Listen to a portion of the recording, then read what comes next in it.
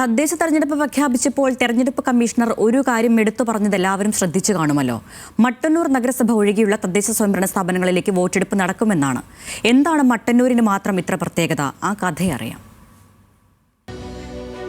കേരളത്തിൽ എവിടെയും തെരഞ്ഞെടുപ്പില്ലാത്ത സമയത്താണ് മട്ടന്നൂർ നഗരസഭയിലേക്കുള്ള തെരഞ്ഞെടുപ്പ്.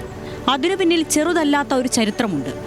1964 രൂപീകരിച്ച മട്ടന്നൂർ പഞ്ചായത്ത് 1990 EK നായനാറിന്റെ നേതൃത്വത്തിലുള്ള LDF സർക്കാർ നഗരസഭയായി ഉയർത്തി. എന്നാൽ ഇത് അംഗീകരിക്കാനാകില്ലെന്ന നിലപാടിലായിരുന്നു UDFിലെ ഭൂരിഭാഗം കക്ഷികളും. സാധാരണക്കാരായ ജനങ്ങൾക്ക് അധിക നികുതി ഭാരം അടിച്ചേൽപ്പിക്കുന്നുവെന്നാരോപിച്ചായിരുന്നു എതിർപ്പ്. പിന്നെ സമരത്തോട് സമരം. ഒരു കൊല്ലത്തിനപ്പുറം 1991 സംസ്ഥാന ഭരണമാറ്റമുണ്ടായപ്പോൾ UDF സർക്കാർ മട്ടന്നൂരിനെ വീണ്ടും പഞ്ചായത്താക്കി മാറ്റി. ഇതോടെ LDF കോടതിയെ സമീപിച്ചു. കേസ് നീണ്ടുപോയി.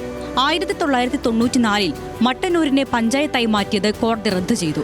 പക്ഷേ ഉദ്യോഗസ്ഥക്ഷാമവും മറ്റ് പ്രശ്നങ്ങളും മുൻനിർത്തി പൂർണ്ണമായ തോതിൽ നഗരസഭയുടെ സ്വഭാവത്തിലേക്ക് മട്ടന്നൂരിനെ മാറ്റാൻ കഴിഞ്ഞില്ല.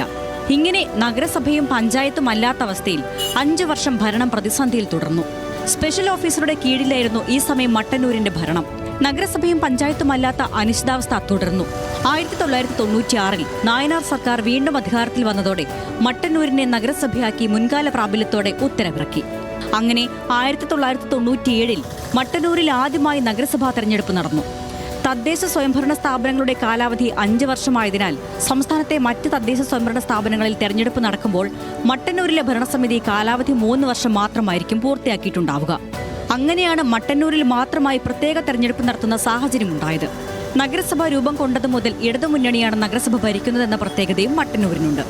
News desk, news Malayalam.